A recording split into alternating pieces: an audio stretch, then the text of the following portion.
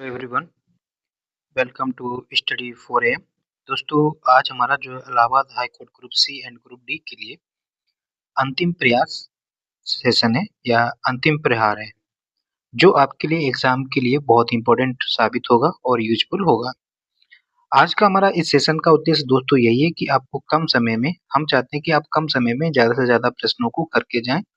अब आपके पास इतना ज़्यादा समय नहीं है कि आप बहुत डिटेल पढ़ें, तो इस सेट में हम लिमिटेड एक्सप्लेनेशन देके जहाँ ज़रूरत पड़ेगी वो आपको हम करेंगे और कोशिश करेंगे कि ये वीडियो जो है 60 से 70 मिनट में खत्म हो जाए। ठीक है, 100 प्रश्न होंगे, इम्पोर्टेंट है। तो चलिए स्टार्ट करते हैं पहला प्रश्न और अंत तक जरूर देखें।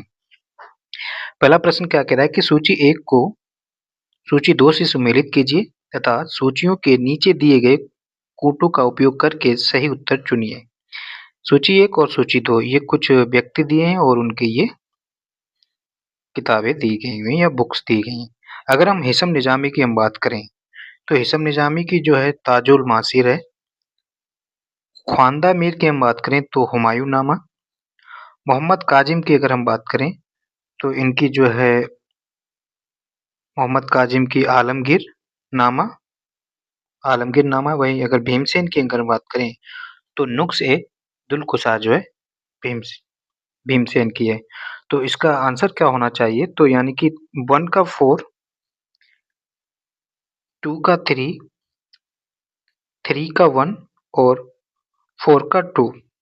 तो इसका राइट आंसर होना चाहिए 4312। 4312 option number A is a right answer. Clear, important है। प्रश्न नंबर 2 की हम बात करें।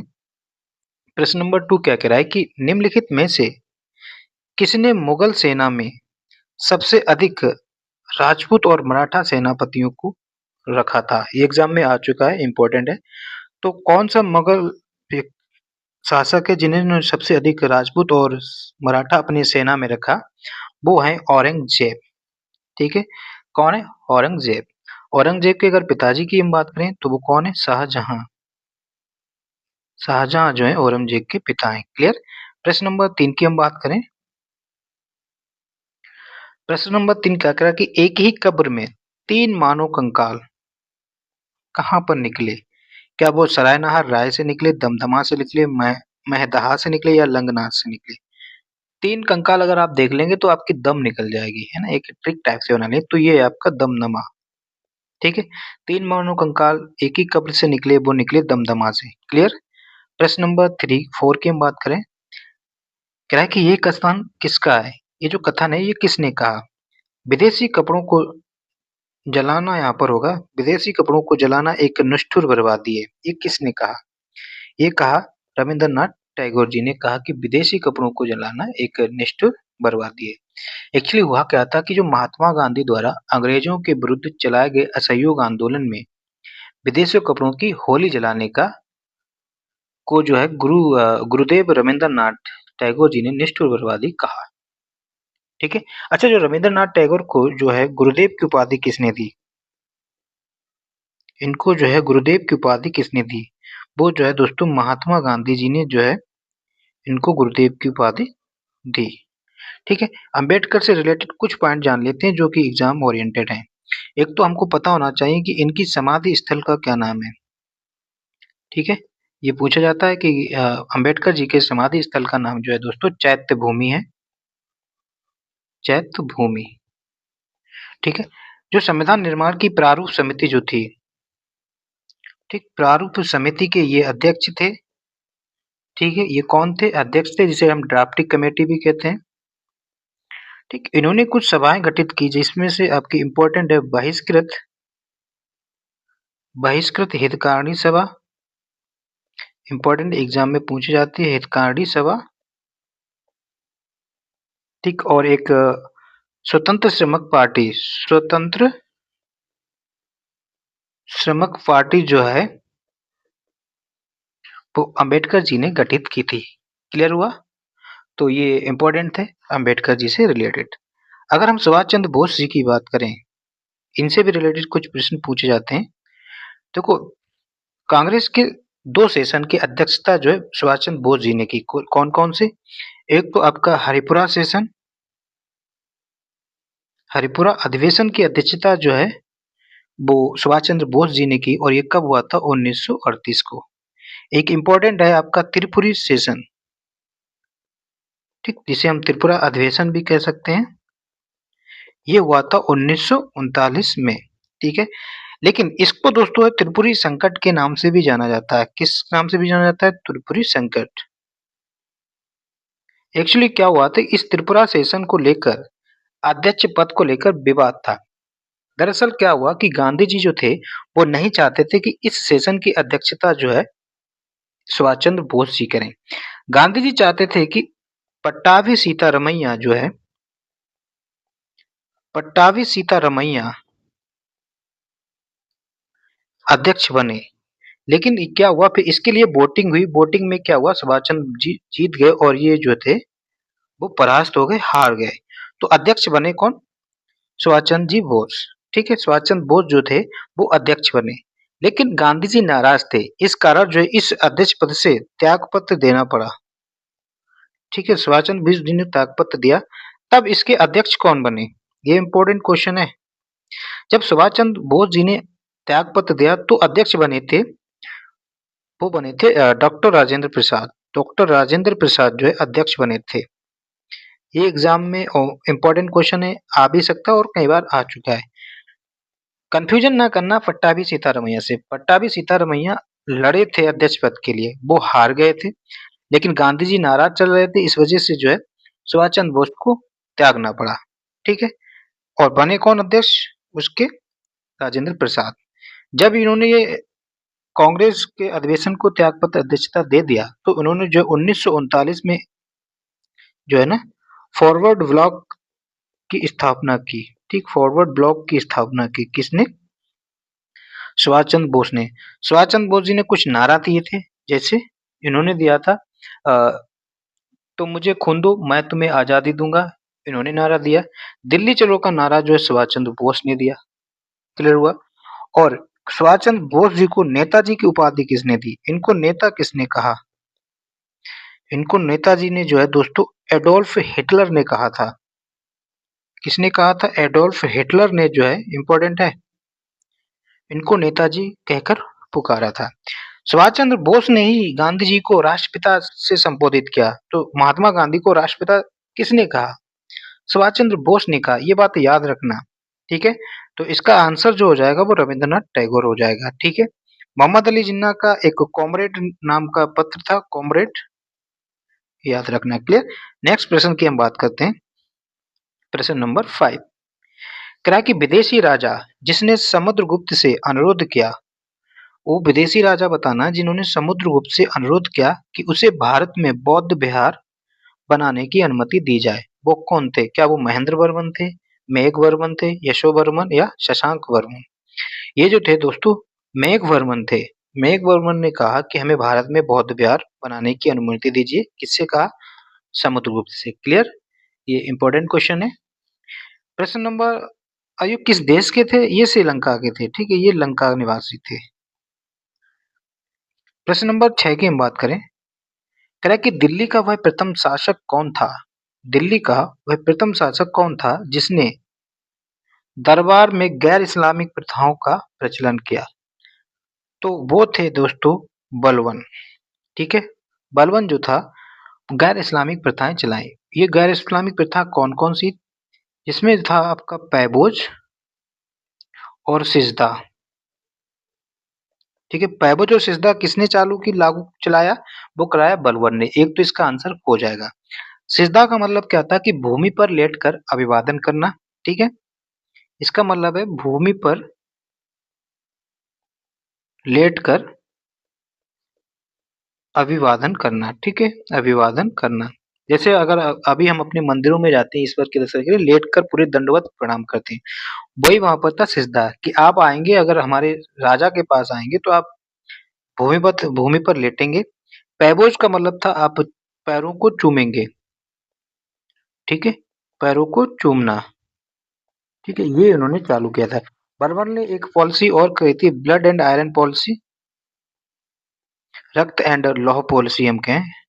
ब्लड एंड आयरन पॉलिसी जो है इन्होंने ही लागू की थी, ये इंपॉर्टेंट है। ठीक है, नेक्स्ट क्वेश्चन की हम बात करें, प्रश्न नंबर 6 क्या कह रहा है कि निम्नलिखित युगों में से कौन सही सुमेलित नहीं है? ठीक है, इसमें पूछा कि सही सुमेलित नहीं है। इंपॉर्टेंट है क्वेश्चन। संवाद को अवधि राजा राममोहन राय की है, ये पूछा जा सकता है, इंडिविजुअल भी पूछा जा सकता है। जामे जमशेद, पीएम मोतीवाला, ये भी ठीक है। समता जो है ये भी इंपॉर्टेंट है, ये बी आर अम्बेडकर की है। संध्या जो है वो एस सदानंद की नहीं है, ये इसका मतलब राइट आंसर हो जाएगा। तो फिर ये संध्या है किसकी? संध्या जो है दोस्तों वो ब्रह्मा माधव उपाध्याय की है।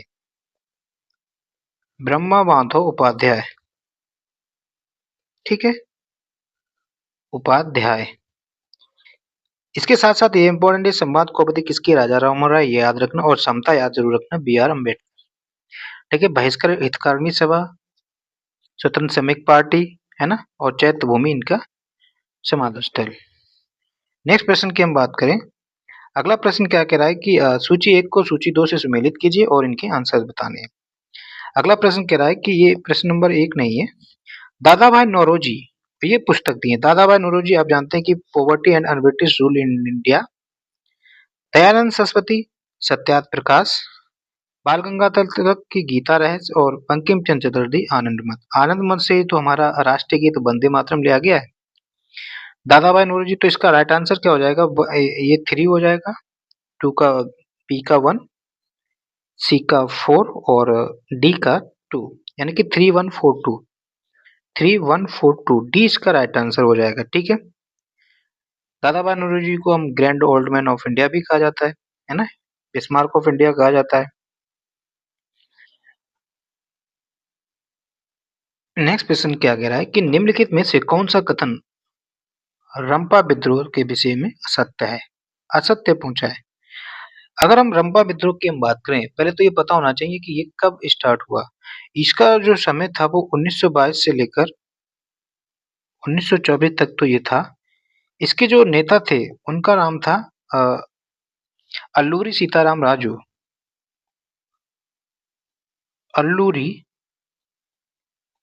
सीताराम राजू जो है इसके लीडर थे। पूरा नाम है, या इसको रामा राजू भी कह सकते हैं। इस विद्रोह को दबाने के लिए अंग्रेजों को दोस्तों जो है सेना की जरूरत पड़ी थी।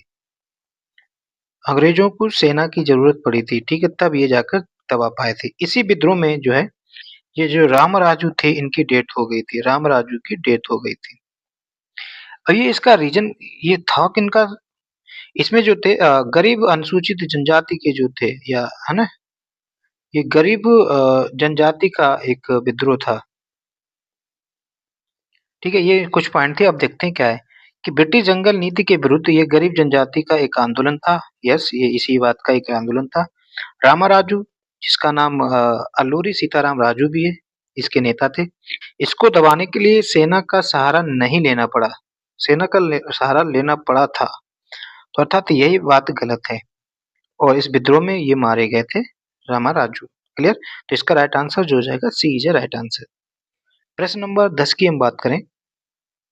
प्रश्न नंबर 10 क्या कह रहा है कि महात्मा गांधी द्वारा व्यक्तिगत सत्याग्रह व्यक्तिगत सत्याग्रह आंदोलन के लिए प्रथम सत्याग्रही कौन चुना गया? ठीक है, इंपॉर्टेंट है।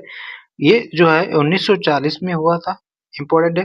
प्रथम सत्याग्रही जो चुने गए इसमें वो चुने गए थे विनोबा भावे। ठीक है, विनोबा भावे चुने गए थे। और इम्पोर्टेंट है, दूसरा भी पूछ लिया जाता है कि दूसरे कौन चुने गए थे? वो दोस्तों जो है पंडित जवाहरलाल नेहरू जो है दूसरे सत्याग्रही चुने गए थे। इम्पोर्टेंट है। तो इसका राइट आंसर जो हो जाएगा विनोबा भावे। विनोबा भावे की सभा है एक सत्य शोधक सभा। ठीक है, सत्य शोधक सभा। ठीक है, इनकी बुक एग्जाम ओरिएंटेड है, गुलामगिरी। ठीक है, बाकी ये सब डिस्कस कर चुके हैं प्रीवियस ईयर सेट में, पीछे जो सेट कर चुके हैं उसमें। अगला प्रश्न क्या कह रहा है कि निम्नलिखित क्रांतिकारियों में से कौन गोरखपुर जेल में फांसी पाया गया? ठीक है, दरअसल हुआ क्या था कि 9 अगस्त 1925 को काकोरी षड्यंत्र हुआ था। ठीक, काकोरी कांड या इसे षड्यंत्र बोले। ठीक है, इसमें जो है 29 व्यक्तियों को गिरफ्तार किया गया था, जिसमें से अशफाकुल्ला खान, रोशन सिंह, राजेंद्र लाहिड़ी और रामप्रसाद बिस्मिल भी थे। इन चारों को फांसी दी गई और इनके चारों की फांसी पूछ दिया जाता है एग्जाम में, या तो मैचिंग करके पूछ लेगा किसको कहाँ मिली, या इंडिविजुअल पूछ लिया जाएगा जैसे यहाँ पर पूछा गया है। तो अगर हम अशफाक उल्लाह खान की हम बात करें, इनको फांसी जो है दोस्तों फैजाबाद में हुई, जो अब अयोध्या के नाम से जाना जाता है। ठीक है, इनको फांसी जो है फैजाबाद में दी गई। अगर हम रोशन सिंह की बात करें तो इनको जो है दोस्तों नैनी में दी गई, जो कि इलाहाबाद में है, इलाहाबाद में। ठीक है, नैनी ऑप्शन ना हो तो आप इलाहाबाद मारेंगे। राजेंद्र लाहिड़ी की हम बात करें तो इनको गोंडा में फांसी दी गई थी। अगर हम रामप्रसाद बिस्मिल की बात करें तो इनको जो है फांसी जो दोस्तों गोरखपुर में हुई। ठीक है, तो इस प्रश्न का राइट आंसर जो हो जाएगा, गोरखपुर में फांसी जो हुई थी वो रामप्रसाद बिस्मिल को हुई थी, और इनमें से कोई सा भी प्रश्न पूछा जा सकता है। क्लियर। नेक्स्ट प्रश्न की हम बात करें, अगला प्रश्न कह रहा है कि नीचे दिए गए पत्रिकाओं की सूची दी गई है, उनमें से किसका संबंध एनी बेसेंट से था। ठीक है, इंपॉर्टेंट है। एनी बेसेंट की अगर हम पुस्तक की हम बात करें, देखो एनी बेसेंट व्यक्ति वही है जो इंडियन नेशनल कांग्रेस की प्रथम महिला अध्यक्ष हैं, एक तो प्रथम महिला अध्यक्ष रही हैं। ठीक है, ये इंपॉर्टेंट पूछा जाता है, अध्यक्ष। ठीक है, ये कब बनी, कौन से सेशन की अध्यक्षता की थी, 1917 का कलकत्ता सेशन। ठीक है, ठीक है, यहाँ पर जो इनकी जो पुस्तक है, एक न्यू इंडिया और कॉमन बिल जो है इनकी पुस्तक है। यंग इंडिया की अगर हम बात करें तो ये महात्मा गांधी की पुस्तक है। ठीक है, महात्मा गांधी। क्लियर। तो 1 और 4 इसका राइट आंसर हो जाएगा। न्यू इंडिया और कॉमन बिल एनी बेसेंट की हैं, तो 1 और 4 यानी कि ऑप्शन नंबर सी जो है इसका राइट आंसर हो जाएगा। क्लियर। अगले प्रश्न की हम बात करें, प्रश्न नंबर 13। अगला प्रश्न कह रहा है कि बानर सेना और मजरी सेना संबद्ध है, किससे संबंध है, क्या इसका संबंध असहयोग आंदोलन से है, क्या इसका संबंध सविनय अवज्ञा आंदोलन से, क्या इसका संबंध खिलाफत आंदोलन से, क्या इसका संबंध जो है भारत छोड़ो आंदोलन से। दोस्तों इसका संबंध जो है सविनय अवज्ञा आंदोलन से, जिसे दांडी मार्च के नाम से भी जाना जाता है, और ये कब हुआ था, 1930 को। ठीक, बानर सेना का मतलब क्या था कि इस आंदोलन में जो दोस्तों हैं बालकों को लेकर एक सेना बनाई गई थी। बालकों की सेना को बानर सेना कहा गया।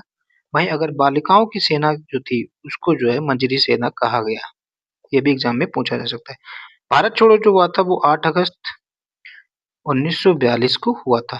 क्लियर। नेक्स्ट प्रश्न की हम बात करें, अगला प्रश्न कह रहा है कि महात्मा गांधी के साथ चंपारण सत्याग्रह में भाग लेने वालों में शामिल थे। जो चंपारण सत्याग्रह हुआ था दोस्तों, ये कब हुआ था, ये हुआ था 1917 को। ये नील की खेती से संबंधित है, नील की खेती से संबंधित था, और इसमें 3/20 भाग कर जो है नील की खेती करना अनिवार्य किया था अंग्रेजों ने। तो फिर जो है गांधी जी वहां पर गए, और इनमें इसके साथ जो थे वो राजेंद्र प्रसाद और अनुग्रह नारायण सिन्हा भी थे। ठीक है, इसके अलावा और कौन थे, सच्चिदानंद सिन्हा थे या नहीं थे। इसके साथ और इनके साथ जो थे दोस्तों जेबी कृपलानी भी गए थे। ठीक है, और महादेव देसाई आदि वगैरह थे। क्लियर। तो इसका राइट आंसर जो हो जाएगा वो सी इज राइट आंसर। अगर हम प्रश्न नंबर 15 की हम बात करें, कह रहा है कि निम्नलिखित में से भारतीय राष्ट्रीय कांग्रेस के किस अधिवेशन में, भारतीय राष्ट्रीय कांग्रेस के किस अधिवेशन में कांग्रेस अध्यक्ष के चुनाव में सुभाष चंद्र बोस ने पट्टाभी सीतारमैया को हराया है। ये हमने पीछे अभी अभी डिस्कस किया। तो ये 1939 का त्रिपुरी सेशन या त्रिपुरा अधिवेशन में इन्होंने किया था। ठीक, तो इसका राइट आंसर जो हो जाएगा वो हो जाएगा 1939 का त्रिपुरा सेशन में। ठीक है, सीतारमैया को हराया। तो अध्यक्ष कौन बने थे, सुभाष चंद्र बोस। फिर सब सुभाष चंद्र बोस ने त्याग पत्र दे दिया, तब उस टाइम अध्यक्ष किसे बना दिया गया था, वो बने थे राजेंद्र प्रसाद। ये बात अपने दिमाग में गांठ बांध कर रखना। हरिपुरा सेशन की अगर हम बात करें जो हुआ 1938 में, इसकी अध्यक्षता सुभाष चंद्र बोस ने ही की। लाहौर सेशन की अध्यक्षता किसने की, ये जो है दोस्तों इसकी अध्यक्षता तो पंडित JL नेहरू ने की, यानी कि पंडित जवाहरलाल नेहरू ने। लाहौर अधिवेशन में ही दोस्तों जो है पूर्ण स्वराज की मांग की गई। ठीक है, इंपॉर्टेंट है। तो किस अधिवेशन में पूर्ण स्वराज की मांग की गई, वो लाहौर अधिवेशन में, ये याद रखना। प्रश्न नंबर हम 16 की हम बात करें, कह रहा है कि होम रूल आंदोलन का मुख्य अध्याय क्या था। होम रूल की जो शुरुआत हुई है दोस्तों 1916 में हुई। ठीक, दो जगह हुई, एक तो पुणे में हुई और दूसरी मद्रास अड्यार में हुई। अड्यार या जिसे हम मद्रास कहें। पुणे में जो है दोस्तों बाल गंगाधर तिलक ने किया, जबकि अड्यार मद्रास में जो है इसकी शुरुआत जो है एनी बेसेंट ने की। एबी का मतलब एनी बेसेंट आप लिख लेंगे। तो ये जो था दोस्तों स्वशासन प्राप्त करना चाह रहे थे। तो भारत में ब्रिटिश साम्राज्य के अंदर वो स्वशासन की मांग कर रहे थे। तो इसका राइट आंसर जो हो जाएगा वो D is a right answer. Clear. Next question की हम बात करें, प्रश्न नंबर 17 कह रहा है कि द्वैत शासन प्रणाली भारत में कार्यान्वित रही। तो ये 1921 से लेकर 1937 तक जो है द्वैत शासन भारत में लागू रहा। इंपॉर्टेंट है, याद कर लेंगे। ठीक है। अगर हम द्वैत शासन की जनक की हम बात करें, इसके जनक की अगर हम बात करें, तो द्वैत शासन के जनक जो हैं दोस्तों वो लियोनिल कार्टिस हैं। ठीक है। कौन है? Lionel Curtis. ठीक है, ये तो इसके जनक हैं। किस गवर्नर जनरल या गवर्नर कहते हैं, बंगाल के गवर्नर रॉबर्ट क्लाइव ने लागू किया था। Robert Clive. ठीक है। खत्म किसने किया द्वैत शासन को? खत्म किया वारेन हेस्टिंग ने, ये भी याद रखेंगे। ठीक है, हेस्टिंग ने इसको जो है खत्म किया। क्लियर। प्रश्न नंबर 18 की हम बात करें, कह रहा है कि उन कांग्रेस अध्यक्षों के नाम बताइए जिन्हें गांधी के अनुयायियों कौमा जो कांग्रेस में बहुमत में थे, कांग्रेस में बहुमत में भी थे, के विरोध और असहयोग के कारण पद त्याग करना पड़ा। तो वो थे आपके सुभाष चंद्र बोस को पद त्याग करना पड़ा। ये कब? ये तो उन्होंने 1939 को पद को त्याग किया था। कौन से में? त्रिपुरा सेशन में। ठीक। त्रिपुरा अधिवेशन जो संकट हुआ था उसके कारण। और दूसरे थे आपके चित्तरंजन दास। ठीक है। इन्होंने कब त्याग किया? इन्होंने जो है 1922 को त्याग किया था। और बिहार का जो अधिवेशन था, गया अधिवेशन। ठीक। गया अधिवेशन के तहत इनको जो है त्याग करना पड़ा था। ठीक है। तो इसका राइट आंसर जो हो जाएगा ए और सी, यानी कि D is a right answer, A और सी। प्रश्न नंबर 19 की हम बात करें, कह रहा है कि किस कालानुक्रम में निम्नलिखित घटना घटित हुई। इन घटना को बताना है, सीक्वेंस बताना है। तो चौरी चौरा की अगर हम बात करें, तो चौरी चौरा जो है दोस्तों 5 फरवरी 1922 को चौरी चौरा घटना हुई, ये याद रखेंगे। जलियांवाला कांड की अगर हम बात करें तो ये 13 अप्रैल 1919 को जलियांवाला बाग की घटना हुई। रॉलेट एक्ट अगर हम बात करें तो ये 6 अप्रैल 1919 को रॉलेट एक्ट आया, जबकि चंपारण सत्याग्रह जो था वो 1917 को हुआ। तो सबसे पहले कौन सी घटना हुई? डी। फिर हुई आपकी सी यानी कि रॉलेट एक्ट, फिर आपका हुआ जलियांवाला बाग, बी, और फिर हुआ आपका ए, यानी कि C, D C B A option होना चाहिए, डी सी बी ए। तो इसका राइट आंसर जो हो जाएगा वो C is a right answer. Clear. प्रश्न नंबर 20 की हम बात करें, कह रहा है कि National Liberation Federation of India किस प्रकार अस्तित्व में आया। ये जो फेडरेशन है जिसका नाम है national Liberation Federation of India, किस कारण अस्तित्व में आया। ठीक है। एक्चुअली दोस्तों क्या हुआ कि 1919 में जो मतभेद हुआ नरमपंथी और उग्रवादियों के बीच में। ठीक है। तो नरमपंथी और उग्रवादियों में मतभेद के कारण जो है ये आया। और ये किसने गठित किया? ये जो है सुरेंद्र नाथ बनर्जी द्वारा ये गठित किया गया था। कौन है इसके? सुरेंद्र नाथ बनर्जी। क्लियर। इंपॉर्टेंट है, एग्जाम में पूछा जा चुका है। नेक्स्ट प्रश्न की हम बात करें, प्रश्न नंबर 21। करा कि जो 1857 के विद्रोह के बारे में सर्वप्रथम किसने ये कहा कि ये भारत की स्वतंत्रता की प्रथम लड़ाई है। ठीक। भारत की स्वतंत्रता की लड़ाई, ये कहा आपके बी डी सावरकर ने। ठीक है। तो इसका राइट आंसर हो जाएगा बी डी सावरकर। प्रश्न नंबर 22 की हम बात करें, कह रहा है कि भारतीय राष्ट्रीय कांग्रेस के प्रथम मुस्लिम अध्यक्ष कौन है? वो है आपके दोस्तों बदरुद्दीन तैयब जी। ठीक। और इन्होंने कौन से सेशन की थी? इन्होंने जो है 1987 का सेशन हुआ था, कहाँ पर? कलकत्ता। ठीक है, जो कि तीसरा सेशन था। इसकी अध्यक्षता जो है बदरुद्दीन तैयब ने की। इसके अलावा पूछा जाता है कि प्रथम महिला अध्यक्ष, प्रथम महिला अध्यक्ष पूछा जाता है, वो है आपकी एनी बेसेंट। ठीक है, एनी बेसेंट है। और ये कौन से सेशन की थी? उन्होंने 1917 कलकत्ता अधिवेशन की अध्यक्षता की थी। कलकत्ता। इसके अलावा पूछ जाता कि प्रथम भारतीय महिला अगर अध्यक्ष पूछा जाए, प्रथम भारतीय महिला अध्यक्ष, तो वो हो जाएंगी दोस्तों आपकी सरोजिनी नायडू। ठीक, कौन हो जाएंगी? सरोजिनी नायडू, जिन्हें भारत कोकिला के नाम से भी जाना जाता है, सरोजिनी नायडू। और इन्होंने कहाँ कौन से अधिवेशन की अध्यक्षता की थी, ये भी पूछा जाता है। इन्होंने की 1925 कानपुर अधिवेशन की अध्यक्षता जो है सरोजिनी नायडू ने की थी। इसके अलावा एक ये भी याद रखेंगे, 1924 का अधिवेशन कहाँ हुआ था? ये बेलगांव में हुआ था। ठीक, और बेलगांव कहाँ है? कर्नाटक में। इसकी अध्यक्षता जो है गांधी जी ने की थी, जो कि एकमात्र सेशन था जिसकी अध्यक्षता गांधी जी ने की। ठीक है, ये पॉइंट ठीक है, इतना ही डिस्कस करेंगे। नेक्स्ट प्रश्न की हम बात करें। अगला प्रश्न कह रहा है कि निम्न कथनों पर विचार कीजिए।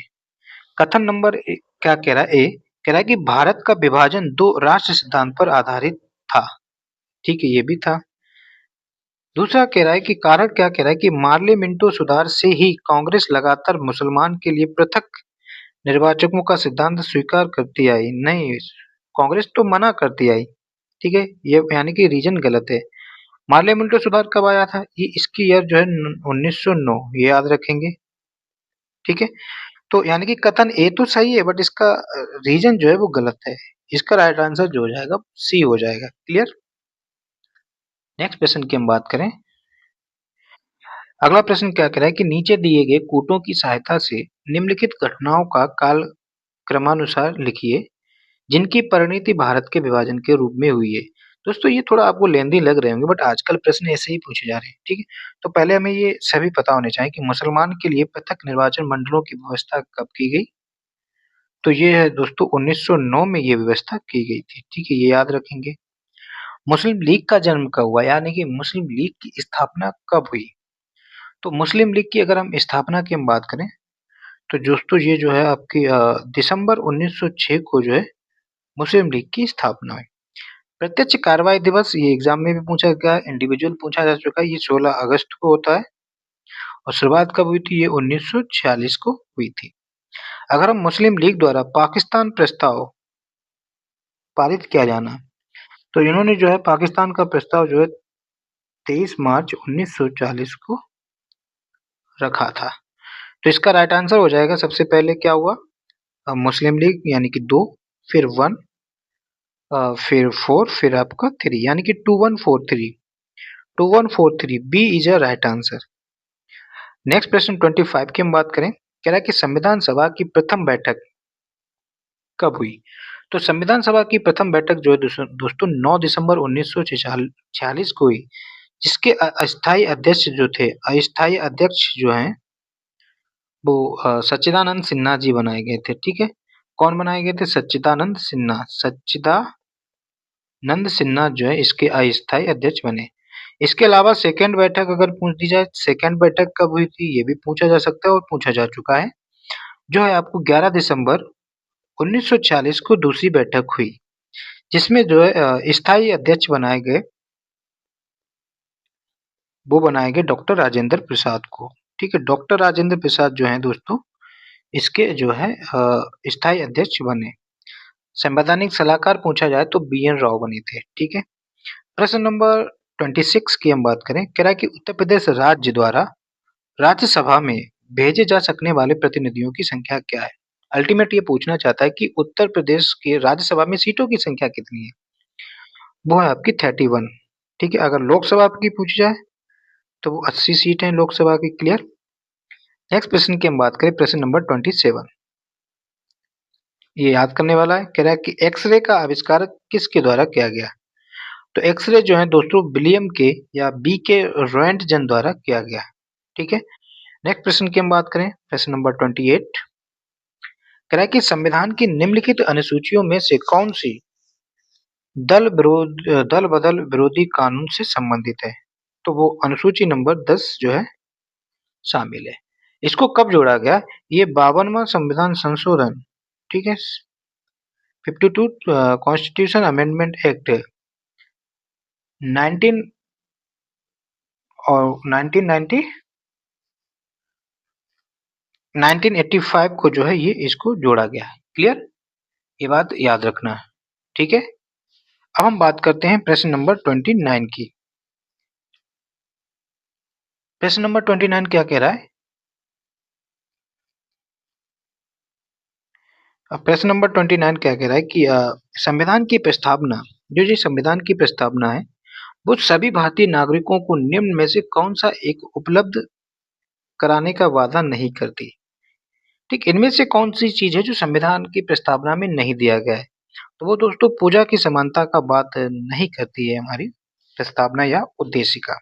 ठीक, बाकी सामाजिक न्याय की बात करता है, राजनीतिक न्याय की बात करता है और विचार की स्वतंत्रता की बात करता है। अगर हम प्रस्तावना की हम बात करें तो इसको जो है दोस्तों 23 दिसंबर 1940 को पंडित जवाहरलाल नेहरू द्वारा प्रेजेंट किया गया। ठीक है, इसमें जो है 3 प्रकार के न्याय की बात की गई है। वो कौन-कौन से न्याय? 2 तो आपके यही हैं, एक आपका सामाजिक न्याय।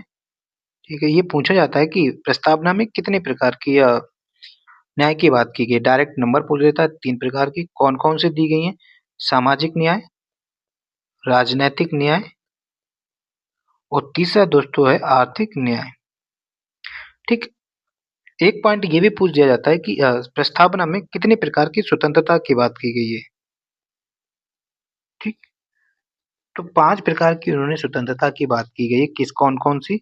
एक तो उसमें दिया है विचार की स्वतंत्रता बताया गया है, ठीक है? अभिव्यक्ति की स्वतंत्रता बताई गई है, विश्वास की स्वतंत्रता बताई गई है, ठीक है? धर्म की स्वतंत्रता का ज़िक्र है और चौथा जो है आपका उपासना की स्वतंत्रता का ज़िक्र है। क्लियर? तो इसका राइट आंसर जो हो जाएगा पूजा की समानता। समानता भी अगर हम बात करें तो 2 प्रकार की समता बताई है, प्रतिष्ठा एवं अवसर, ठीक? प्रतिष्ठा एवं अवसर की समानता की बात की गई है। प्रश्न नंबर 30,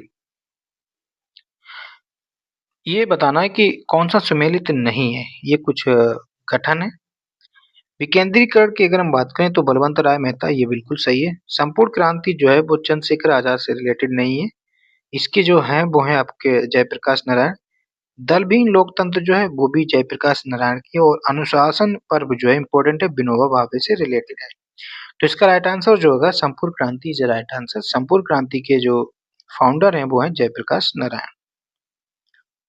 प्रश्न नंबर 31 की अगर हम बात करें, कह रहा है कि निम्नांकित में से कौन सा संविधान के 42वें संशोधन द्वारा नीति निर्देशक तत्वों में नहीं जोड़ा गया है?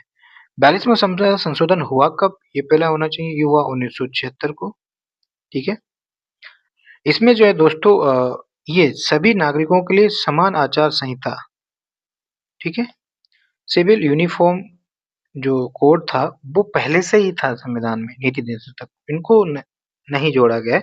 तो इसका राइट आंसर जो हो जाएगा सी इज राइट आंसर। बाकी ये सभी जोड़े जा चुके हैं। प्रश्न नंबर 32 का है जो कि करंट से रिलेटेड है। कह रहा है कि भारत के 16वें वित्त आयोग के अध्यक्ष कौन है? तो 16वें वित्त आयोग के अध्यक्ष जो है वो दोस्तों अरविंद पनगड़िया है। एनके सिंह की अगर बात करें ये तो 15वें वित्त आयोग के थे। एकू माथुर जो है दोस्तों वर्तमान में 7वां वेतन आयोग चल रहा है ना, 7वां वेतन आयोग। ठीक, इस 7वें वेतन आयोग के अध्यक्ष जो है वो ए के माथुर हैं। ए के माथुर मतलब अशोक कुमार माथुर। प्रश्न नंबर 33 की हम बात करें, कह रहा है कि निम्नलिखित में से कौन सा वैश्वीकरण का मापदंड नहीं है? ठीक है, क्वेश्चन अच्छा है। वैश्वीकरण का मापदंड नहीं है तो ये दोस्तों जो है आयात शुल्क में कमी, ये आपका मापदंड होता है। रुपये को परिवर्तनशील बनाना, ये भी मापदंड होता है। प्रत्यक्ष विदेश निवेश यानी कि एफडीआई स्वच्छंदता पूर्वक आने देना, ये भी होता है।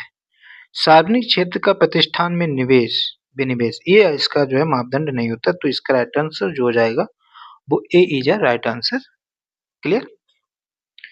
प्रश्न नंबर 34 की हम बात करें, कह रहा है कि संविधान के अनुच्छेद 226 के अंतर्गत उच्च न्यायालय द्वारा दिया गया निर्देश परिवर्तित किया जा सकता है? कह रहा है कि उच्च न्यायालय ने जो निर्देश दिए हैं, क्या वो इनमें से किसके द्वारा परिवर्तित किया जा सकता है? क्या वो राज्य के विधि मंत्री द्वारा? ये भी नहीं कर सकते हैं, राज्य सरकार भी नहीं कर सकती है और राज्य के राज्यपाल ये भी नहीं कर सकते, अर्थात उपरोक्त में से किसी के द्वारा परिवर्तित नहीं किया जा सकता।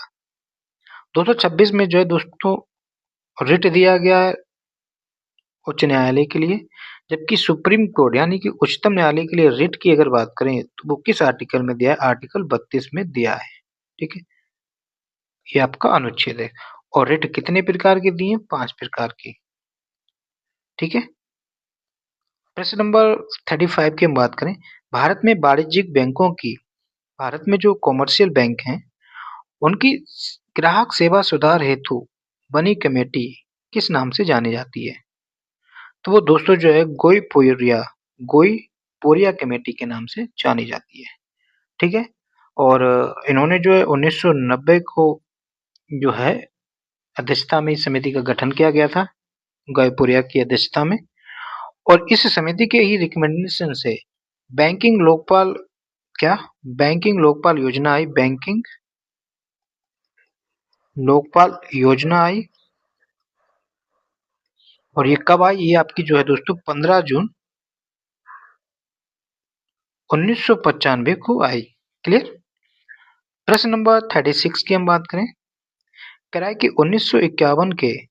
1951 से प्रत्यक्ष विदेशी पूंजी निवेश का सबसे बड़ा हिस्सा किस क्षेत्र में गया है अभी तक? 1951 से अब तक जो है ये जो है ना विदेशी प्रत्यक्ष प्रत्यक्ष विदेशी पूंजी निवेश जो है सबसे ज्यादा जो है दोस्तों सेवा क्षेत्र में गया है। इंपॉर्टेंट है। प्रश्न नंबर 37 की हम बात करें, कह रहा है कि कृषि क्षेत्र का शीर्ष बैंक कौन सा है? एग्रीकल्चर के लिए सबसे बड़ा बैंक पूछा है। क्या वो पंजाब नेशनल बैंक है, क्या वो भारतीय स्टेट बैंक है, या फिर नाबार्ड है, या फिर सेंट्रल बैंक ऑफ इंडिया है? तो इसका राइट आंसर जो हो जाएगा दोस्तों नाबार्ड। नाबार्ड से रिलेटेड क्वेश्चन पूछ दिए जाते हैं। पहले तो दोस्तों आपको नाबार्ड की फुल फॉर्म आनी चाहिए। तो नाबार्ड की फुल फॉर्म है दोस्तों नेशनल एग्रीकल्चर, तो नाबार्ड की फुल फॉर्म है नेशनल एग्रीकल्चर नहीं sorry national bank for rural development. ठीक है, रूरल डेवलपमेंट। इसके बाद नाबार्ड की स्थापना पूछ दी जाती है, तो ये 12 जुलाई 1982 को इसकी स्थापना हुई। ठीक, कमेटी पूछ दी जाती तो क्राफी कार्ड कमेटी। ठीक है, क्राफी कार्ड कमेटी के तहत हुआ, इसके अध्यक्ष थे बी शिवारमन जो है इसके अध्यक्ष हैं। ठीक है, कभी कभी ये बी शिवारमन डायरेक्ट दे देगा। हेडक्वार्टर की अगर हम बात करें, नाबार्ड का हेडक्वार्टर जो है वो मुंबई में है। ठीक, मुंबई में क्या है इसका ये हेडक्वार्टर है। क्लियर। सो इसका राइट आंसर जो हो जाएगा वो B is right answer. Next question की हम बात करें, बी नहीं मतलब सी, नाबार्ड इसका राइट आंसर हो जाएगा। वह दर जिस पर बैंक, कह रहा है कि वह दर कौन सी है इनमें से जिस पर बैंक जो है ना रिजर्व बैंक ऑफ इंडिया यानी कि आरबीआई को उधार देता है जानी जाती है। दोस्तों एक्चुअली 3 प्रकार की अगर हम दर देखें, एक आपका होता है बैंक रेट। ठीक, दूसरा होता है दोस्तों रेपो रेट, और तीसरा जो होता है दोस्तों reverse repo rate, reverse repo rate, जिसे हम ट्रिपल आर कहें, इसे हम आर आर कहें और इसको बी आर। ठीक, अब ये बैंक रेट क्या होता है, रेपो रेट क्या होता है और रिवर्स रेपो रेट क्या होता है, इस बात को समझ लेते हैं। ठीक है, कोई सा भी प्रश्न पूछा जा सकता है। दोस्तों होता क्या है कि बैंक रेट में क्या होता है कि जब आरबीआई जो है किसी बैंक को पैसा देती है, ठीक,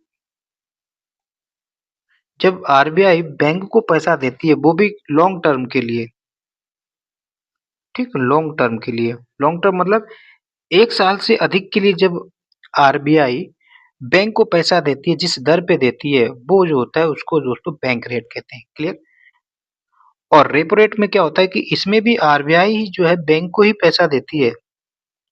ठीक है, लेकिन क्या होता है कि शॉर्ट टर्म के लिए है ना, और 1 साल से कम के लिए देती है। ये अंतर है बैंक रेट और रेपो रेट में। जब आरबीआई लंबे समय के लिए यानी कि 1 साल से अधिक समय के लिए बैंक को लोन देती है तो वो आपका जो है बैंक रेट होता है और उसके लिए कुछ रेट निर्धारित होता है। और रेपो रेट में क्या होता है, जब बैंक आरबीआई जो है बैंक को पैसा देती है 1 साल से कम के लिए, तो वो आपका रेपो रेट होता है। रिवर्स रेपो रेट क्या होता है कि जब बैंक आरबीआई को पैसा देती है, ठीक? जब बैंक क्या करती है, आरबीआई को पैसा देती है, तब वो है आपका रिवर्स रेपो रेट होता है। और रिवर्स रेपो रेट हमेशा जो है दोस्तों रेपो रेट से कम होता है, ठीक है? तो इसका राइट आंसर हो जाएगा कि जब बैंक रिजर्व बैंक को पैसा देती है उसे क्या कहते हैं?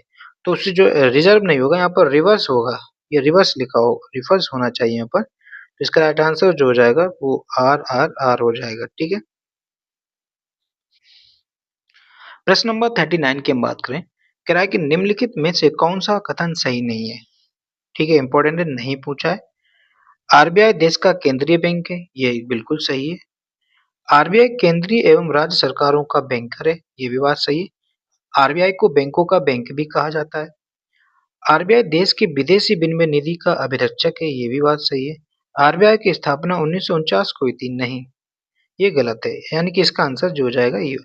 अगर आरबीआई की स्थापना की अगर हम बात करें तो दोस्तों इसकी स्थापना जो है 1 अप्रैल 1935 को हुई थी। इसके अलावा ये पूछ देता किस एक्ट के तहत हुई थी, तो ये दोस्तों जो आरबीआई एक्ट 1934 के तहत हुई थी। किस कमेटी के तहत या कमीशन के तहत बताएं, तो जो दोस्तों जो ये हिल्टन यंग कमीशन के थ्रू हुई थी। और ये कब बना था? 1926 को। आरबीआई के अगर लोगो की हम बात करें तो ये पूछा था, इसका लोगो है tiger under palm tree, tiger under palm tree, ठीक है, ये इसका लोगो है। इसके अलावा इसका जो है राष्ट्रीयकरण कब हुआ? राष्ट्रीयकरण आरबीआई का कब हुआ, ये भी एग्जाम में पूछा जाता है। तो 1 जनवरी 1949 को जो है आरबीआई का नेशनलाइजेशन हुआ, राष्ट्रीयकरण हुआ। क्लियर? इसके अलावा अगर हम पूछें बताएं तो यहाँ पर ले लेते हैं। आरबीआई के पहले गवर्नर जो कौन थे? ओवरऑल अगर हम पूछे तो पहले गवर्नर जो थे दोस्तों वो सर ओसवाल स्मिथ थे, ठीक है? ओसवाल स्मिथ जो है इसके पहले गवर्नर हैं। फर्स्ट इंडियन गवर्नर की बात करें, पहले भारतीय गवर्नर अगर कौन है तो वो दोस्तों जो है सीडी देशमुख है। ये इंपॉर्टेंट फैक्ट थे आरबीआई से रिलेटेड, ठीक है? आपके एग्जाम में हमें लगता है कि इससे ज्यादा नहीं आएगा। प्रश्न नंबर 40 की हम बात करें, 40 की हम बात करें, कह रहा है कि भारत के विदेशी विनिमय कोष के संबंध में निम्न में से कौन सा कथन सत्य नहीं है? ठीक है, इसमें भारतीय रिजर्व बैंक के पास विद्यमान स्वर्ण और विदेशी मुद्रा परिसंपत्तियां सम्मिलित होती हैं, ये बिल्कुल सही है। विशेष आहरण अधिकार एसडीआर जो है इसमें सम्मिलित नहीं होते, होते हैं। इसे भारतीय रिजर्व बैंक में रखा जाता है, ये भी सही है। भारत में विदेशी विनिमय की वर्तमान स्थिति संतोषप्रद है, ठीक है? तो 40 का राइट आंसर जो हो जाएगा बी, ये बात गलत है, ठीक है? ये सत्य नहीं है। नेक्स्ट क्वेश्चन 41 की हम बात करें, कह रहा है कि निम्नलिखित कथनों पर विचार कीजिए। कथन ए क्या कह रहा है? कह रहा है कि पृथ्वी जून की अपेक्षा दिसंबर में तीव्रता नहीं होगा, तीव्र गति से भ्रमण करती है। हाँ, पृथ्वी जो है जून की अपेक्षा दिसंबर में तीव्र गति से करती है, ये बात बिल्कुल सही है, ठीक है? दूसरा पॉइंट कारण क्या कह रहा है कि पृथ्वी की गति सर्वोच्च होती है जब वह सूर्य से निकटतम दूरी पर होती है, ठीक है? ये भी बात सही है, कारण ये भी ठीक है। अर्थात ये दोनों ही बात सही है और इसका रीजन भी बिल्कुल सही है, ठीक है? प्रश्न नंबर 42 की हम बात करें, कह रहा है कि भारत में आर्थिक सुधार 1991 के दौरान प्रधानमंत्री कौन थे? जब भारत में जो आर्थिक सुधार आया जिसमें एलपीजी रिफॉर्म आया था, है ना? लिबरलाइजेशन, प्राइवेटाइजेशन एंड ग्लोबलाइजेशन, उस समय वित्त मंत्री जो थे डॉक्टर मनमोहन सिंह थे, जो कि वर्तमान में अब नहीं रहे। तो उस टाइम जो 1991 प्रधानमंत्री जो थे दोस्तों वो थे आपके पीवी नरसिम्हा राव। प्रश्न नंबर 43 की हम बात करें, कह रहा है कि देश जो विश्व के पर्यटक यातायात में अग्रणी है, इंपॉर्टेंट है, और कौन सा देश है जो पर्यटक यातायात में अग्रणी है? तो वो है दोस्तों इस टाइम जो है अमेरिका नंबर 1 है। अगर हम भारत की स्थिति की हम बात करें, इस रैंक में भारत जो है दोस्तों, भारत की रैंक 39 है। ठीक है। प्रश्न नंबर 44 कह रहा है कि भारत के प्रथम 3 सर्वाधिक गन्ना उत्पादक राज्य हैं। तो ये हैं उत्तर प्रदेश, महाराष्ट्र और कर्नाटक। प्रश्न नंबर 45 की हम बात करें, कह रहा है कि निम्नलिखित में से कौन सा एक पारिस्थितिक तंत्र पृथ्वी की सर्वाधिक क्षेत्र पर फैला हुआ है? पृथ्वी पर सर्वाधिक क्या है? 3/4 भाग पर समुद्री तो है, पानी है, यानी कि इसका जो है राइट आंसर जो हो जाएगा वो हो जाएगा डी इज राइट आंसर। अगला प्रश्न क्या कह रहा है कि भूकंप की निम्नलिखित में से कौन सी तरंगें सबसे ज्यादा विनाशक होती हैं? भूकंप की दोस्तों जो है सतही तरंगे जो है सबसे विनाशक होती हैं। पी फॉर प्राइमरी तरंग, एस फॉर सेकेंडरी तरंग। ठीक है। प्रश्न नंबर अगला क्या कह रहा है कि देश और राजधानियां, पेरू की राजधानी दोस्तों लीमा होती है, जिम्बाब्वे आपकी हरारे होती है, क्यूबा हवाना और लाओस की वियंतियाने। तो यानी कि ए का आपका क्या हो जाएगा 4, बी का 1, सी का 2 और डी का 3। 4123 4123 C is a right answer.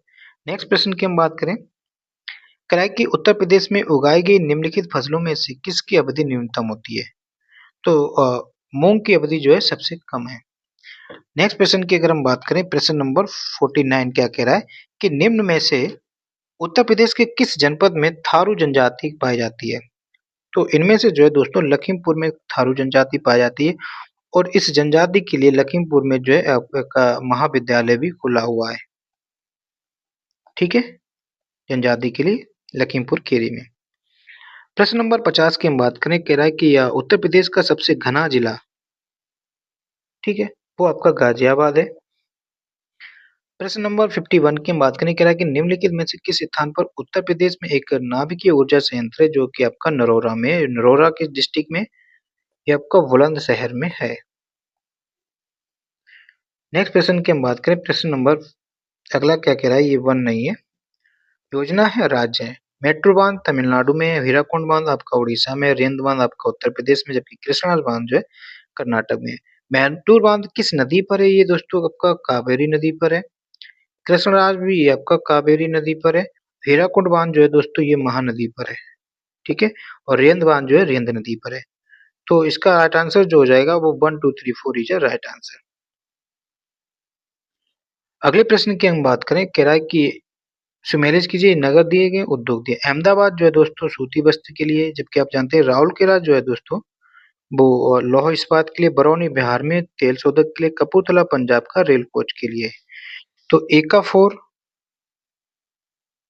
B का 3, सी का 2 और डी का 1, यानी कि 4321।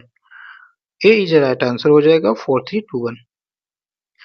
प्रश्न नंबर 54 का है, निम्नलिखित सागरों में किसमें न्यूनतम लवणता पाई जाती है? तो इसमें से जो है दोस्तों बाल्टिक सागर में सबसे न्यूनतम लवणता पाई जाती है। ठीक है। और ये बाल्टिक सागर किस महाद्वीप में है? ये आपको याद होना चाहिए। तो यूरोप महाद्वीप में ये है। प्रश्न नंबर अगला क्या कह रहा है कि तांबा और ये कुछ मतलब खनिज और उत्पादक क्षेत्र दिए हैं। अगर हम तांबा की बात करें तो ये मोसवानी में है। ठीक है। तांबा कहाँ पर होता है? मोसवानी में। लोएस्क जो है बादाम पहाड़। मैग्नीज की अगर हम बात करें तो ये आपका छिंदवाड़ा में है, जबकि अब्रक जो है हजारीबाग में। तो 4123 बी इसका राइट आंसर हो जाएगा 4123। 56 प्रश्न की हम बात करें, अस्थि में कौन सा लवण सबसे अधिक पाया जाता है? अस्थि में जो है दोस्तों कैल्शियम फॉस्फेट पाया जाता है, तो इसका राइट आंसर डी हो जाएगा। हड्डियों के स्टडी को ऑस्टियोलॉजी कहा जाता है। निम्न वक्तव्यों पर विचार कीजिए। कथन ये क्या कह रहा है, भारत की जलवायु पर मानसून का प्रभुत्व है। हाँ, ये बात बिल्कुल सही है। मानसून जो स्थायी है, नहीं, भारत का मानसून स्थायी कहाँ है, ये तो मौसम के अकॉर्डिंग बदलता रहता है ना, सीजनल होता है हमारे यहाँ। तो इसका ए तो सही है बट आर गलत है, ये बात गलत है, ये ठीक है। प्रश्न नंबर 58 की हम बात करें कि केंद्र और राज्यों के बीच होने वाले विवादों का निर्णय करने के लिए भारत के उच्चतम न्यायालय की शक्ति किसके अंतर्गत आती है? तो ये जो दोस्तों मूल अधिकारिता के अंतर्गत आता है। प्रश्न नंबर 59 की हम बात करें, कह रहा है कि अमृता देवी स्मृति पुरस्कार जिसके लिए दिया जाता है वह है। अमृता देवी स्मृति पुरस्कार किसके लिए दिया जाता है? ये दोस्तों वन एवं वन्य जीवों की सुरक्षा के लिए दिया जाता है। इंपॉर्टेंट है। प्रश्न नंबर 60 की हम बात करें, कह रहा है कि हाल ही में WHO की रिपोर्ट के अनुसार दुनिया का सबसे प्रदूषित देश कौन सा है? तो बांग्लादेश जो है दोस्तों दुनिया का सबसे प्रदूषित देश है। WHO के हेडक्वार्टर की हम बात करें तो जिनेवा में इसका हेडक्वार्टर है। प्रश्न नंबर 60 की हम बात करें, कह रहा है कि दक्षिण अफ्रीका की सबसे ऊंची चोटी माउंट किलिमंजारो पर झंडा फहराने वाली पहली भारतीय महिला नौसैनिक कौन बनी है? ये भी इंपॉर्टेंट प्रश्न है। ये दोस्तों जो है दिव्या गौतम है। अगले प्रश्न की हम बात करें, कह रहा है कि 12वें विश्व हिंदी सम्मान किसे सम्मानित किया गया? तो जो दोस्तों ये जो है डॉक्टर ऊषा ठाकुर को 12वां हिंदी सम्मान दिया गया। 63 की हम बात करें कि उत्तर प्रदेश में कहाँ पर बायोप्लास्टिक पार्क स्थापित किया जाएगा? तो जो है ये जो है दोस्तों लखीमपुर खीरी में किया जाएगा। हाल ही में मिर्गी नियंत्रण के लिए दुनिया का पहला ब्रेन ट्रांसप्लांट कहाँ किया गया? इंपॉर्टेंट है। तो ये आपका ब्रिटेन में किया गया। ये भी क्वेश्चन अच्छा है। भगवत गीता पर एमए कोर्स शुरू करने वाला दुनिया का पहला विश्वविद्यालय ये आपका इग्नू यूनिवर्सिटी है। 66 की हम बात करें, यूनेस्को विश्व धरोहर समिति के 46वें सत्र की मेजबानी किसने की? ये दोस्तों भारत ने की। यूनेस्को का हेडक्वार्टर जो है पेरिस में है। ठीक है। प्रश्न नंबर 67, विश्व की सबसे बड़ी पर्वत श्रृंखला कौन सी है? तो रॉकीज पर्वत जो है विश्व का सबसे बड़ा पर्वत श्रृंखला है। ठीक है। रॉकीज नहीं, ये यार एंडीज, सॉरी रॉकीज निकल गया। एंडीज है किस महाद्वीप में? ये जो है दोस्तों आपका साउथ अमेरिका में, ये साउथ अमेरिका में है। ठीक है। रॉकी पर्वत जो है दोस्तों नॉर्थ अमेरिका में है। ये महाद्वीप भी पूछ ले जाते हैं। जबकि आर्स पर्वत की बात करें तो ये तो आपका यूरोप में है। ठीक है। हाल ही में कहाँ सींग वाले मेंढक की नई प्रजाति खोजी गई? सींग वाले मेंढक की नई प्रजाति है दोस्तों वो अरुणाचल प्रदेश में खोजी गई।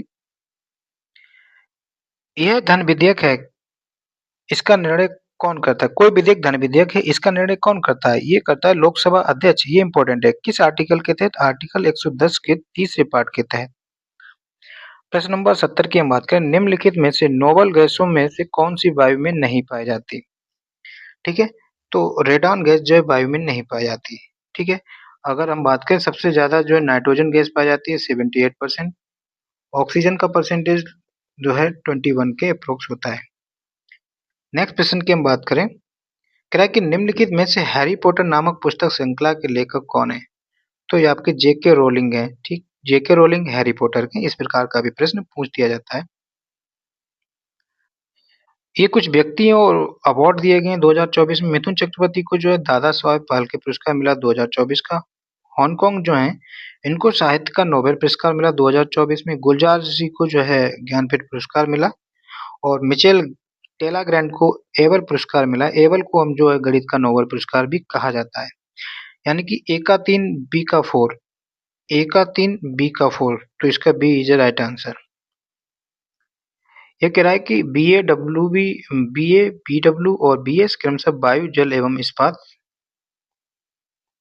में ध्वनि की चाल है। देखो ध्वनि की चाल जो है दोस्तों माध्यम पर निर्भर करती है। ठीक, ये माध्यम पर निर्भर करती है। माध्यम जितना ठोस होगा, जितना डेंस होगा, घनत्व जितना ज्यादा होगा माध्यम का, ध्वनि की चाल उतनी अधिक होगी। तो इसका मतलब हुआ कि ठोस में सबसे ज्यादा होती है, फिर अगर हम बात करें द्रव में होगी, और फिर जो गैस में होगी। ठीक है। लेकिन यहाँ पर पूछा है, उल्टा पूछा है। तो सबसे कम जो होगी किसमें होगी? ए, फिर डब्ल्यू, फिर एस। इसका राइट आंसर जो हो जाएगा ए हो जाएगा। कह रहा है कि जेनिका प्रौद्योगिकी है, ये जेनिका प्रौद्योगिकी किससे संबंधित है? ये दोस्तों अनुवांशिक रोगों की पूर्व सूचना प्राप्त करने की तकनीकी है। ठीक है। इसका राइट आंसर जो हो जाएगा वो सी हो जाएगा। प्रोटीन के निर्माण के लिए किस तत्व की आवश्यकता होती है? प्रोटीन के निर्माण के लिए आप जानते हैं कि नाइट्रोजन की आवश्यकता होती है।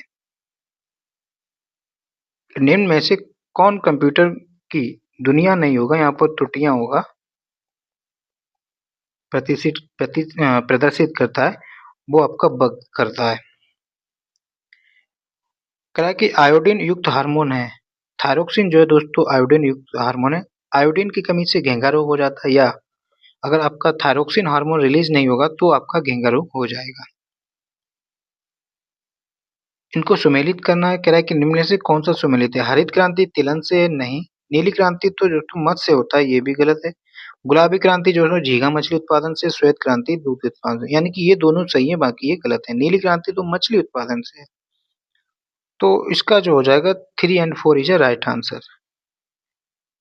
प्रश्न नंबर अगले की हम बात करें। कह रहा है कि ये दिए हैं और इनका मापना है कि मीटर दिए हैं कि कौन किससे मापा जाता है। एनेमोमीटर की बात करें तो दोस्तों ये वायु की गति को नापता है। अमीटर विद्युत धारा को मापता है। टेकोमीटर जो है दोस्तों घूर्णन की गति को मापता है, जबकि पायरोमीटर जो है दोस्तों उच्च दाब को मापता है। अर्थात इसका आंसर हो जाएगा 3412। 3412 3412 B is a right answer.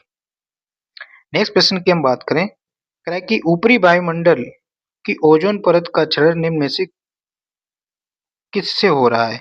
तो ओजोन मंडल के जो क्षरण हो रहा है दोस्तों, वो क्लोरोफ्लोरोकार्बन से हो रहा है, यही इसका मुख्य कारण है। और सबसे पहले जो ये अंटार्कटिका के ऊपर देखा गया, अंटार्कटिका में देखा गया। और कब देखा गया? ये 1985 को देखा गया। ठीक है। अच्छा, ओजोन परत, ओजोन को नापते किससे हैं? इसकी इकाई जो है दोस्तों डॉप्सन है। ओजोन दिवस जो है 16 सितंबर को मनाया जाता है। ठीक है, ये भी याद रखना। ओजोन से रिलेटेड कुछ प्रोटोकॉल है। मॉन्ट्रियल प्रोटोकॉल जो है ओजोन से रिलेटेड है। किगाली समझौता ओजोन से रिलेटेड है। घात करो और छिप जाओ। घात करो और छिप जाओ वायरस कौन सा है? ये आपका दोस्तों आरएसबी वायरस है। ठीक है। प्रश्न नंबर नेक्स्ट क्या कह रहा है कि कह रहा है कि ये कुछ कल्चर दिए गए हैं या खेती दी गई है, इनको बताना है। विटीकल्चर आप जानते हैं कि विटीकल्चर का संबंध अंगूर से होता है। पिसीकल्चर दोस्तों मछलियों से होता है। एपीकल्चर जो दोस्तों मधुमक्खी से होता है, जबकि सिल्वीकल्चर जो है शहतूत के वृक्ष से होता है। ठीक है। तो एका थ्री एक ही ऑप्शन है, तो इसका आंसर डी हो जाएगा। निम्नलिखित में से भविष्य की धातु किसे कहा जाता है? टाइटेनियम को दोस्तों भविष्य की धातु कहा जाता है। Next question 84। एटीपी। एटीपी की फुल फॉर्म होती है एडेनो ट्राइफास्फेट। एडेनोसिन ट्राइफास्फेट इसकी फुल फॉर्म है। इसका निर्माण जो है दोस्तों माइटोकॉन्ड्रिया में होता है। माइटोकॉन्ड्रिया को दोस्तों कोशिका का पावर हाउस कहा जाता है। कोशिका का पावर हाउस जो है माइटोकॉन्ड्रिया। इसकी खोज की अगर हम बात करें तो इसकी खोज जो है दोस्तों कोलिकर ने की थी, ये भी पूछा जाता है। ठीक, गोल्जी काय को जो है दोस्तों ट्रैफिक पुलिस कहा जाता है। ट्रैफिक पुलिस कहा जाता है। ट्रैफिक पुलिस ये जो है ना कोशिका का सबसे बड़ा कोशिकांग है। ठीक, कोशिका का सबसे बड़ा ऑर्गन है, लार्जेस्ट ऑर्गन ऑफ सेल्स। ठीक है। राइबोसोम की खोज जो है दोस्तों पैलाडे ने की। नेक्स्ट प्रश्न की हम बात करें। प्रश्न नंबर 85। कह रहा है कि निम्नलिखित में से कौन हरित गैस नहीं है? तो ऑर्गन गैस जो है दोस्तों हरित गैस नहीं है। हरित गैस में दोस्तों आपका क्लोरोफ्लोरोकार्बन आ जाता है, कार्बन डाइऑक्साइड आ जाता है, जल वाष्प आ जाता है। ठीक है, नाइट्रस ऑक्साइड आ जाता है, नाइट्रस ऑक्साइड। और मीथेन गैस जो है आपकी नाइट्रस ऑक्साइड या ऑक्साइड है। ठीक है, ये इसके अंतर्गत आ जाते हैं। भारत का सार्वजनिक क्षेत्र में सबसे बड़ा वाणिज्यिक बैंक कौन सा है? वो आपका स्टेट बैंक ऑफ इंडिया है। ये दिवस मनाने आपको विश्व एड्स दिवस 1 दिसंबर को मनाया जाता है। विश्व मानक दिवस 14 अक्टूबर को मनाया जाता है। विश्व पर्यावरण 5 जून और विश्व विकलांग दिवस 3 दिसंबर को। यानी कि आपका एका 3 पी का 2, एका 3 बी का 2, बी इसका राइट आंसर हो जाएगा। 88 की हम बात करें। कह रहा है कि निम्नांकित में से कौन एक धातु बहुत अधिक संख्या में स्वचालित वाहनों को रखने वाले शहर की वायु को प्रदूषित करते हैं? ये आपका लेड है, इसका राइट आंसर हो जाएगा। खाद्य पदार्थों के परिरक्षण हेतु निम्न में से कौन से रसायन का प्रयोग किया जाता है? सोडियम बेंजोएट का किया जाता है। जी, कई बार एग्जाम में आ चुका है। निम्नांकित में से कौन सा विटामिन बी कॉम्प्लेक्स का समूह नहीं है? रेटिनॉल आप जानते हैं कि ये विटामिन ए का नाम है। थायमिन जो है दोस्तों विटामिन बी भी है। जबकि हम राइबोफ्लोविन की बात करें किसकी बात करें? राइबोफ्लाविन जो है दोस्तों विटामिन कौन सी विटामिन बी टू की बी टू का होता है राइबोफ्लाविन। पाइरिडॉक्सिन की अगर हम बात करें तो ये बी सिक्स है। नेक्स्ट प्रश्न की हम बात करें कि भारतीय संविधान के किस अनुच्छेद के अंतर्गत भारत के राष्ट्रपति को अध्यादेश जारी करने की शक्ति है? ये आपका अनुच्छेद 123। प्राचीन काल के महान विधि निर्माता मनु, जिनकी मनु स्मृति है। भारत में बैंकों का पहली बार वाणिज्यिकरण कब हुआ? ये हुआ जुलाई 1969 में। और कितनी बैंकों का हुआ? 14 बैंकों का हुआ था। भारतीय संविधान के किस अनुच्छेद के अंतर्गत राष्ट्रपति संसद के दोनों सदनों द्वारा पारित किसी बिल पर अपनी स्वीकृति रोक सकता है? ये आपका अनुच्छेद 111 के तहत। 108 में है आपका संयुक्त अधिवेशन है। संयुक्त अधिवेशन को बुला सकता है राष्ट्रपति। अनुच्छेद 110 में जो है धन विधेयक के बारे में बताया गया है। इसका राइट आंसर जो हो जाएगा वो डी हो जाएगा। भारत में सिक्के जारी करने के पास किसका अधिकार है? ये आपका वित्त मंत्रालय के पास होता है। लोकसभा और राज्यसभा की संयुक्त बैठक किसके द्वारा आयोजित की जाती है? ये जो है दोस्तों संयुक्त बैठक जो है आर्टिकल 108 के तहत राष्ट्रपति बुला सकता है। और इसकी अध्यक्षता जो है संयुक्त बैठक की अध्यक्षता कौन करता है? इंपॉर्टेंट है, ये अध्यक्षता जो है दोस्तों लोकसभा के अध्यक्ष करते हैं। किसी देश की आर्थिक वृद्धि सर्वाधिक उपयुक्त माप है। किसी भी देश की आर्थिक वृद्धि की अगर माप करनी तो सबसे उपयुक्त जो है प्रति व्यक्ति उत्पाद होता है। गौतम बुद्ध ने सर्वप्रथम किस स्थान पर अपना उपदेश दिया? ये उन्होंने सारनाथ में दिया। बाकी गौतम बुद्ध धर्म के बारे में हम लोग डिटेल में पढ़ चुके हैं। और ये 99 प्रश्न क्या कह रहा है कि पार्टी दीजिए। स्वराज पार्टी आप जानते हैं चित्तरंजन दास। फॉरवर्ड ब्लॉक आपकी सुभाष चंद्र बोस। तो वहीं पर जो है और जस्टिस पार्टी जो है रामास्वामी नैयर, जबकि कांग्रेस सोशलिस्ट पार्टी जो है नरेंद्र देव की है। तो यानी कि ए का 3 बी का 4, ए का 3 बी का 4, B is a right answer. आज का लास्ट सवाल है 100 नंबर। निम्नलिखित में से किसे महाराष्ट्र का सोक्रात कहा जाता है? तो ये जो है आपका एमजी रनाडे कहा जाता है। तो लगभग दोस्तों कोशिश की हमने आपको 1 घंटे में पूरे 100 प्रश्न करा दिए। अगर आपको ये सेशन अच्छा लगा हो तो लाइक कर दें। अगर आप नए हैं तो चैनल को सब्सक्राइब कर लें। ठीक है? आपके पास अगर समय हो तो आप डबल स्पीड से कर हमारे प्रैक्टिस 11 जो प्रैक्टिस सेट है वो एक बार ज़रूर देख लें। आपको एग्ज़ाम में बेनिफिट मिलेगा और आप ज़रूर कमेंट करके हमें बताएँगे आकर कि सर आपके पढ़ने से हमें फ़ायदा हुआ। एग्ज़ाम में हम अच्छा प्रश्न कर पाए। सो थैंक यू दोस्तों। जय हिंद।